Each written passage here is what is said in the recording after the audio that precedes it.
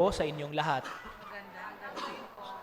Sa dati kong parokya, lagi kong pinapaalala sa sakristan mayor ko na pagkatapos lagi ng misa, laging titingnan yung mga lalagyan sa ating harapan ng upuan, yung mga lalagyan ng bag, ng payong, kasi madalas marami ang nakakaiwan ng mga bagay, cellphone, payong, minsan may mga barya pa or wallet.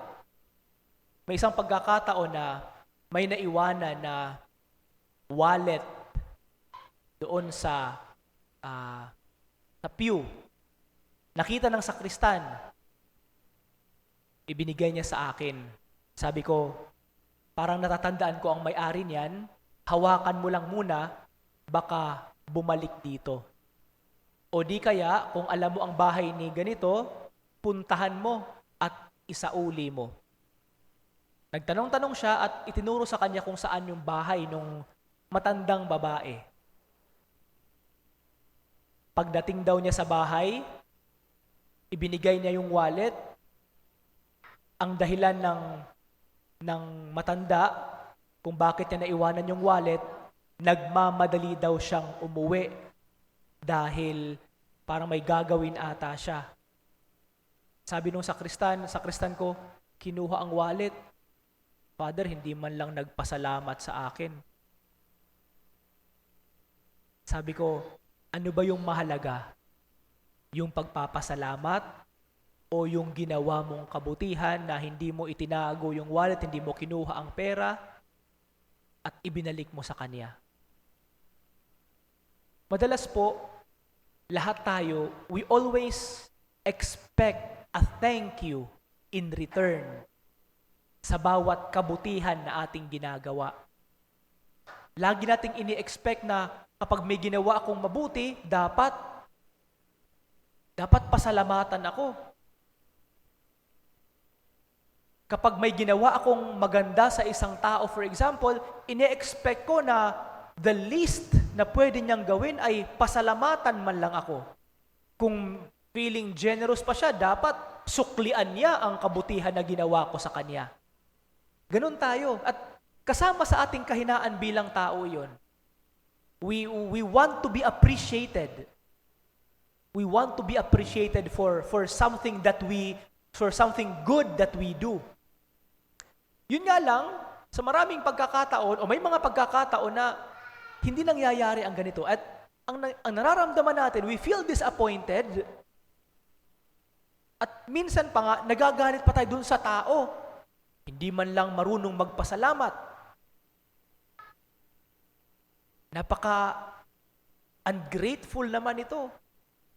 Simpleng thank you lang, hindi na sinabi, hindi binigay.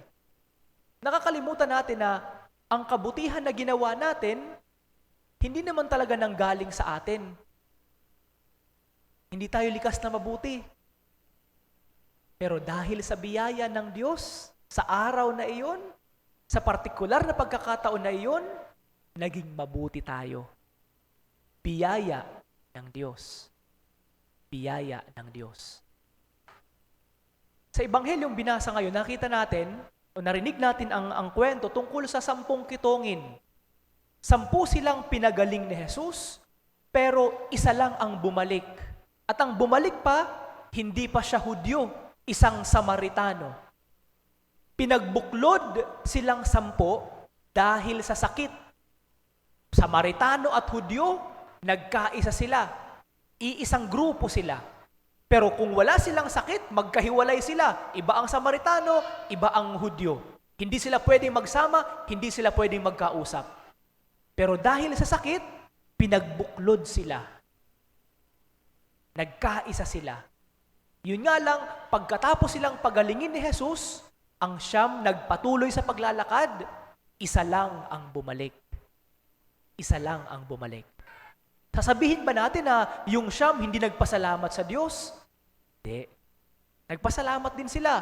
During the time ni Jesus, ang pinakamagandang pagpapasalamat ng tao, kapag siya ay gumagaling na lalong-lalo na sa sakit na ketong, ay pupunta sa templo, ipapakita ang kanyang sarili sa pari, ang pari ang magsasabi, magaling ka na. Pwede ka nang bumalik sa iyong pamilya, sa iyong pamayanan, sa iyong community. Marahil siguro yung siyam, ang focus nila, ang bagong buhay na kanilang haharapin. Makakapiling muli nila ang kanilang pamilya na inilayo sa kanila dahil sa sakit na ketong. Siguro ang focus nila, kailangan ko lang ang basbas ng pari at makakauwi na ako sa aking bahay. Pero yung isa, yung Samaritano, nung nakita niya ang kanyang sarili na magaling na, bumalik na sumisigaw, nagpupuri at nagpapasalamat sa Diyos. Nagpupuri at nagpapasalamat sa Diyos. Ano ang quality ng kanyang gratitude? Ano ang quality ng kanyang gratitude? Hindi niya pwedeng itago ang kanyang nararamdamang kasiyahan. Malamang siguro doon sa isip niya, babalik na ako sa aking pamilya. Pero, ang unang pumasok sa kanyang isip, babalikan ko yung tao na nagpagaling sa akin. Babalikan ko yung tao na nagpagaling sa akin. Mga kapatid, sa ating ebanghelyo ngayon, simple po ang pagninilay na ibinibigay sa atin. Hindi lamang siya pagpapasalamat. Dahil kung pagpapasalamat na lang, siguro lahat tayo nagpapasalamat. Lahat tayo nagpapasalamat. Kaya nga tayo nagsisimba. Karamihan sa atin nagsisimba. Mag-birthday man tayo, lumalapit tayo dito sa harapan, nagpapasalamat sa Diyos, binabasbasan ng pari. Pero, ano yung quality ng ating pagpapasalamat? Madalas po kasi ang ating pagpapasalamat, mechanical.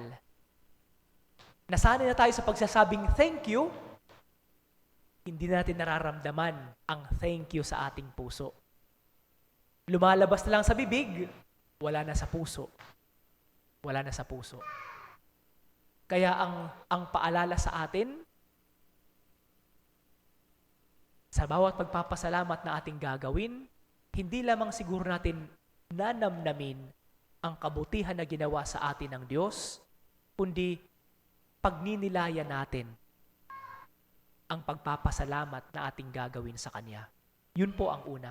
At ang pangalawa siguro, tulad ng simula ng sinabi ko sa aking homily, ang pagpapasalamat ay hindi babalik sa atin o hindi nanggagaling dapat sa atin. Hindi tayo ang pinapasalamatan, lagi ang Diyos. Kapag nakagawa ka ng mabuti, oo, ikaw ang gumawa ng mabuti. Pero ito ay biyaya na ibinigay sa iyo ng Diyos.